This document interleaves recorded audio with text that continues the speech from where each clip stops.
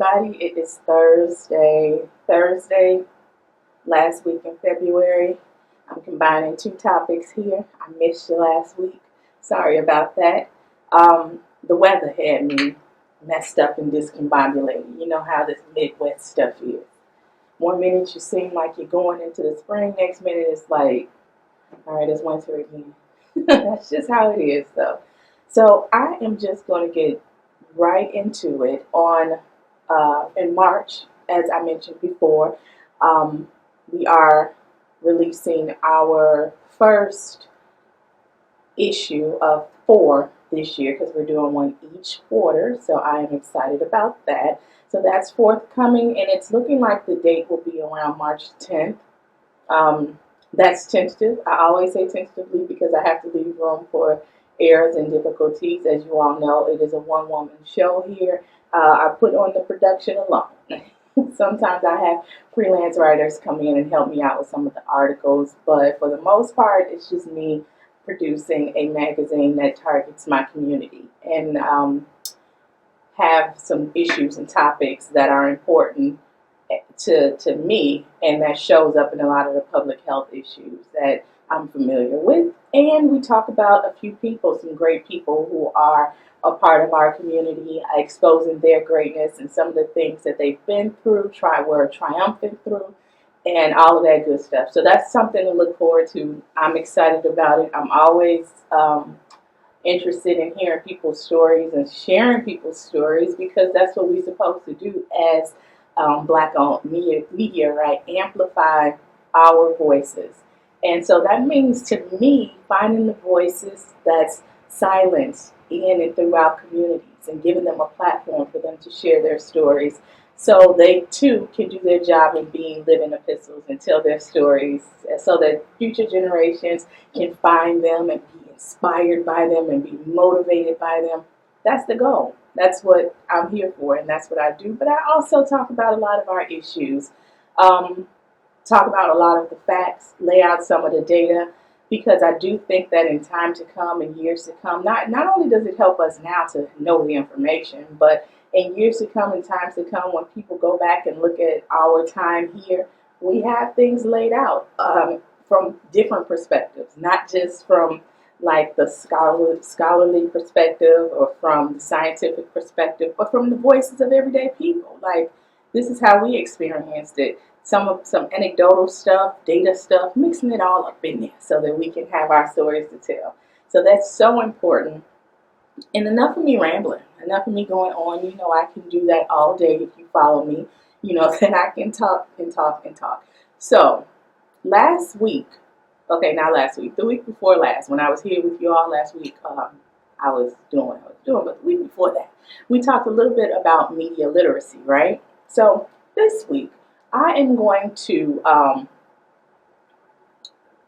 I'm going to take moments throughout my broadcast when I do this to have teachable moments, right? Because we were talking about media literacy, and so I want to bring some of that understanding, not just to students, like we were talking about a couple weeks ago, but to the general public. So media literacy is very important. So I'm going to lay my stories out like the inverted pyramid.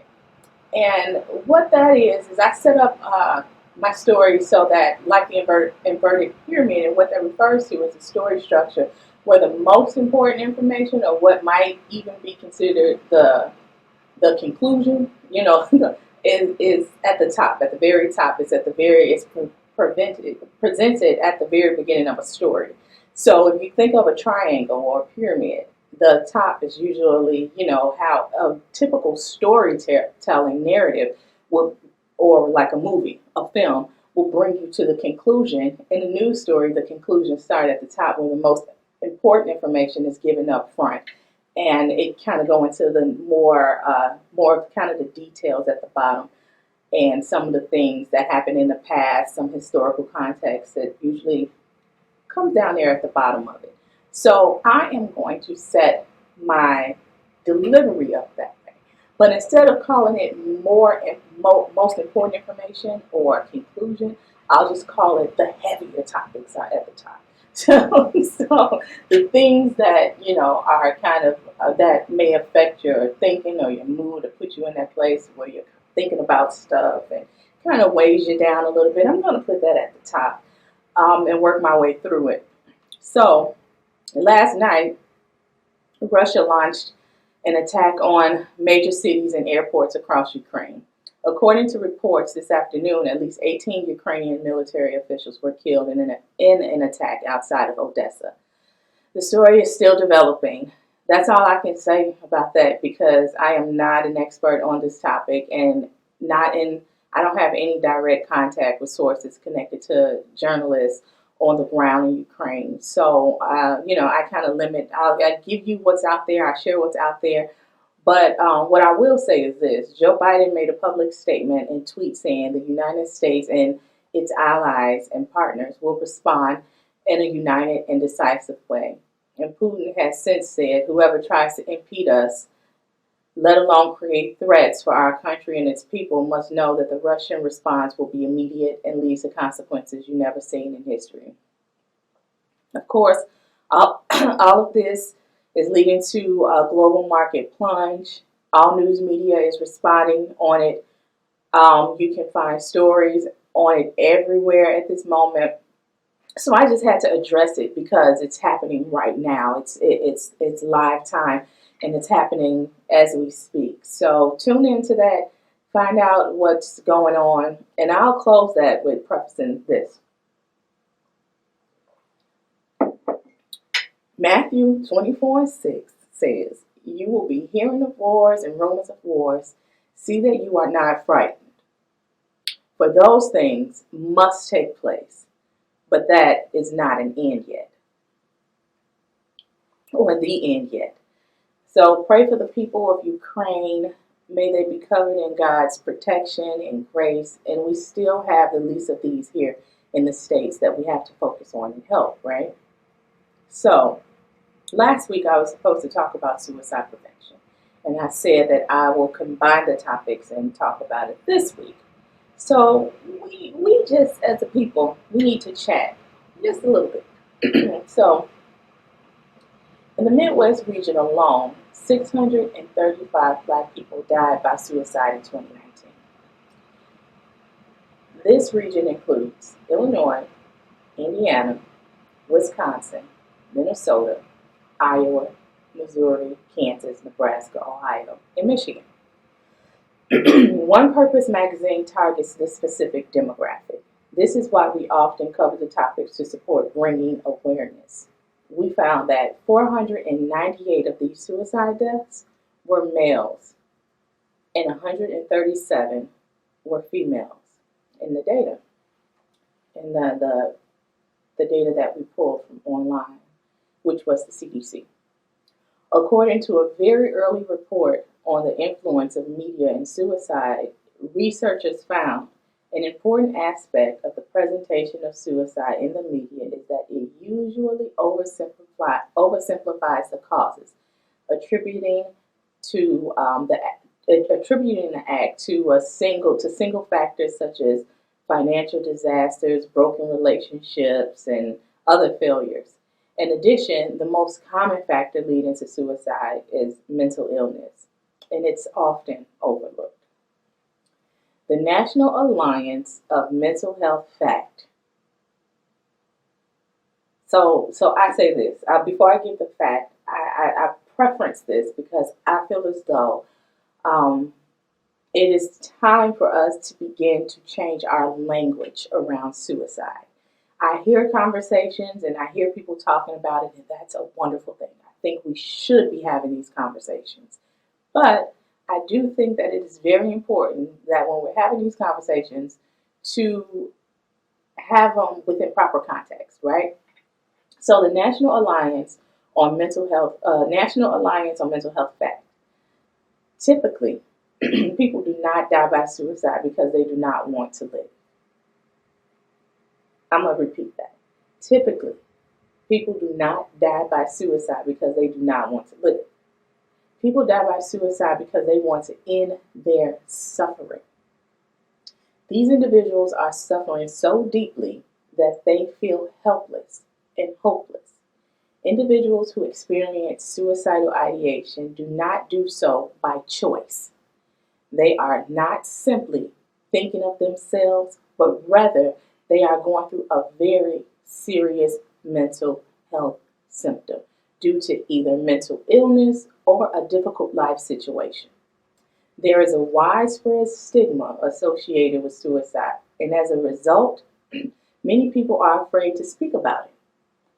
Talking about suicide not only reduces the stigma, but also allows individuals to seek help, rethink their opinion, and share their story with others.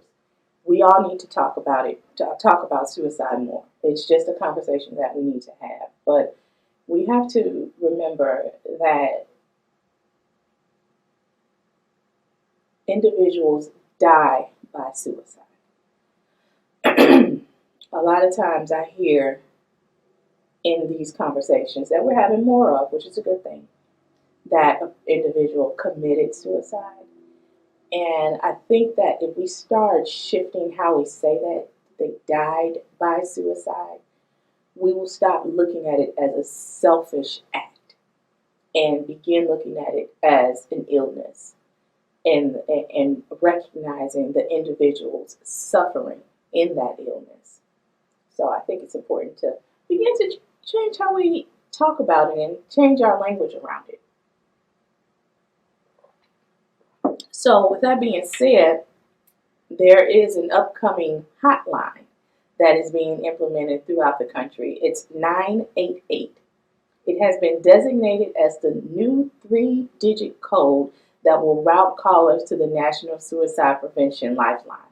While some areas may be currently able to connect to the Lifeline dialing 988, this dialing code will be available to everyone across the United States starting July 16, 2022.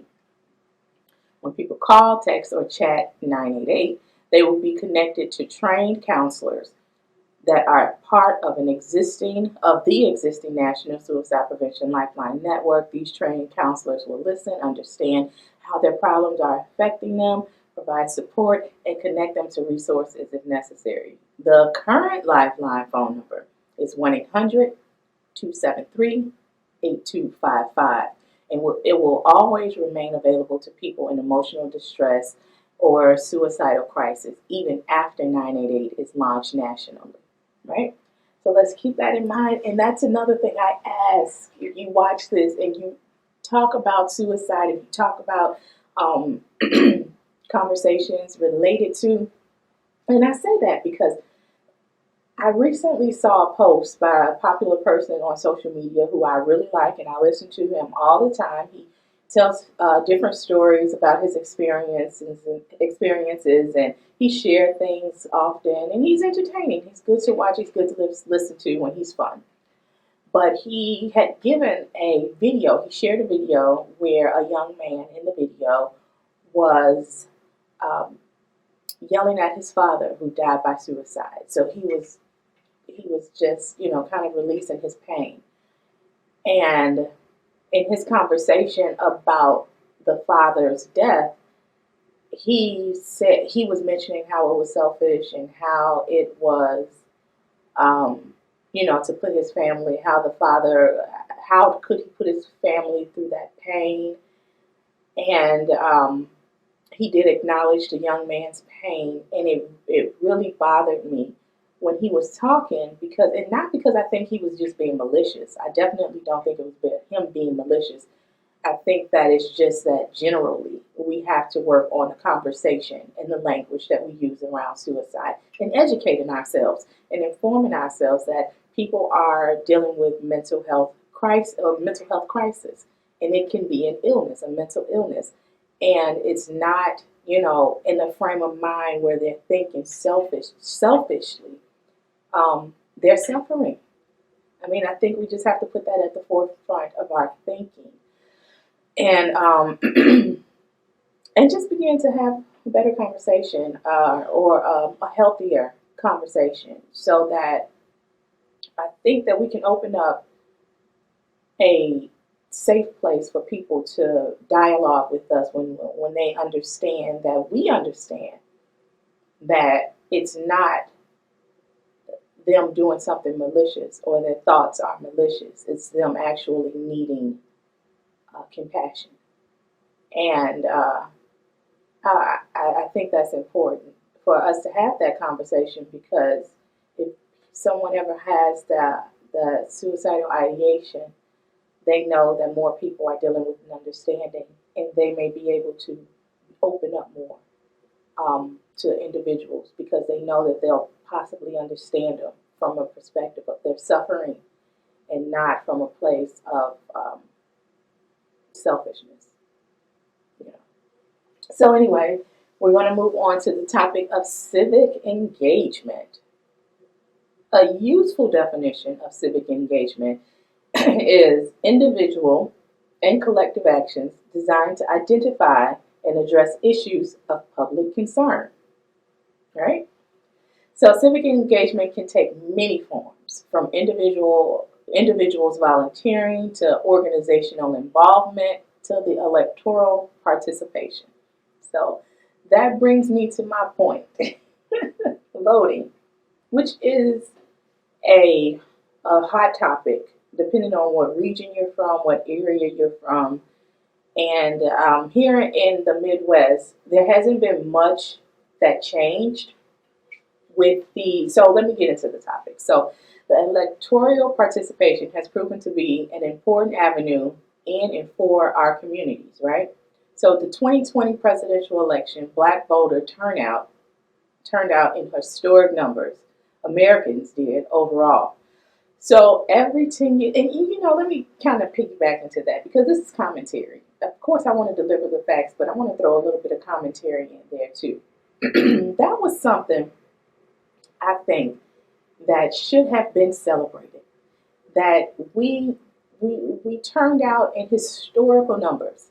That should have been celebrated.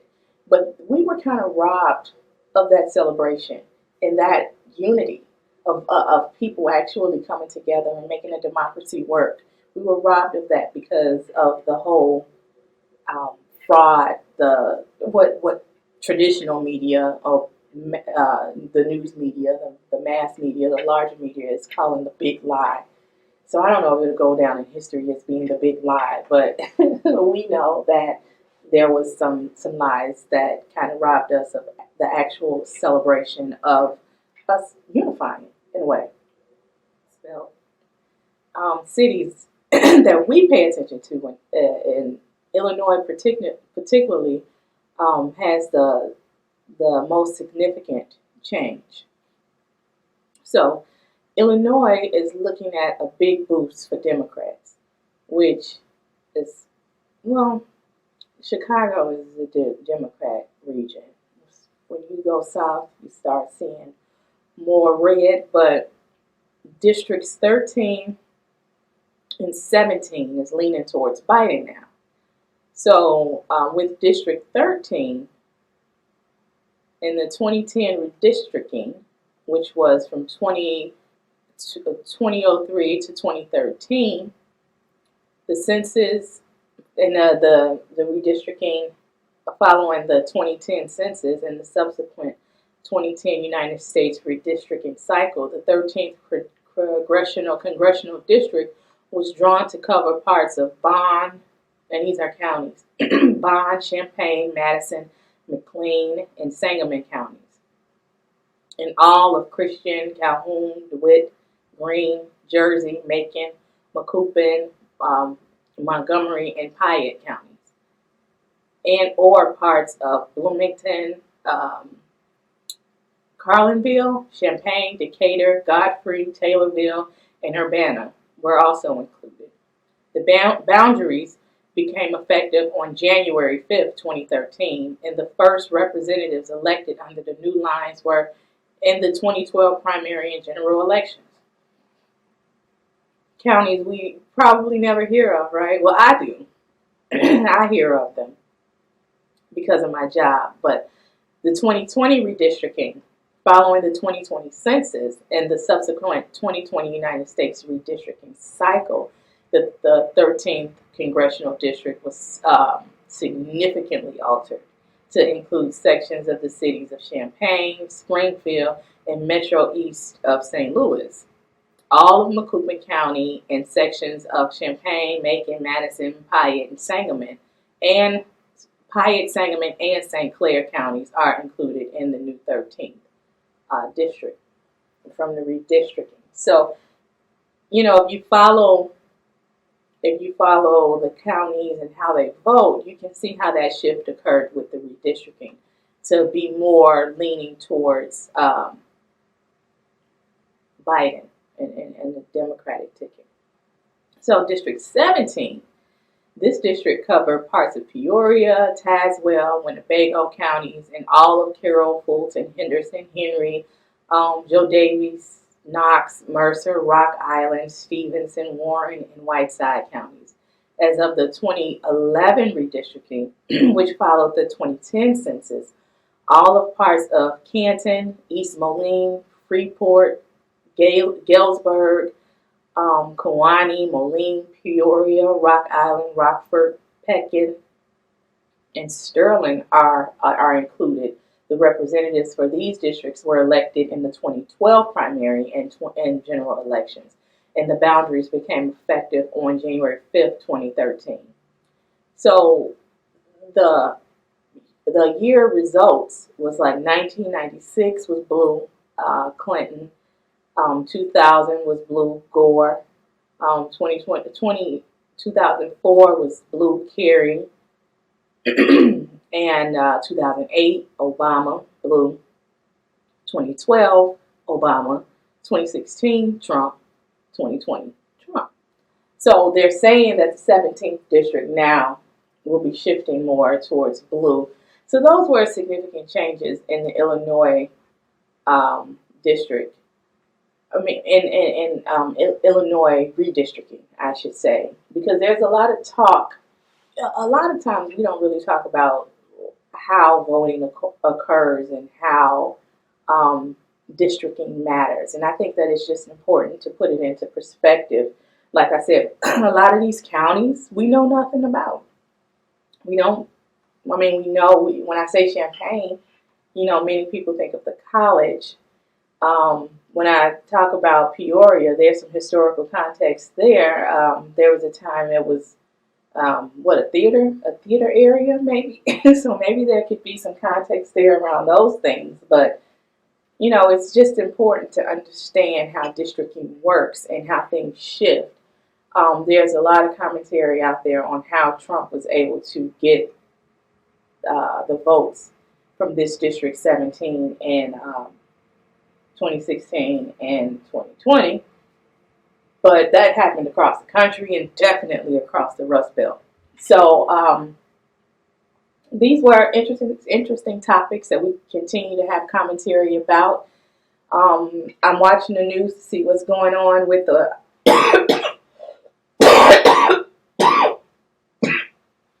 I hate this. I'm watching the news to see what's going on with I'm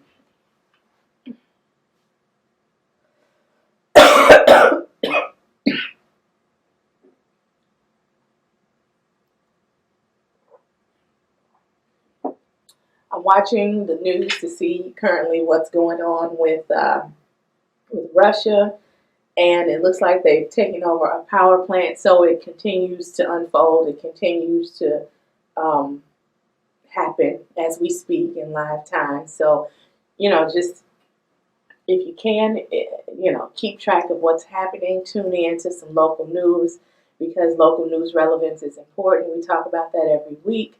And I try to mention it every week to remind you all to tune in to especially your Black-owned news publications that keep you on top of how things impact our community and what's impacting our community.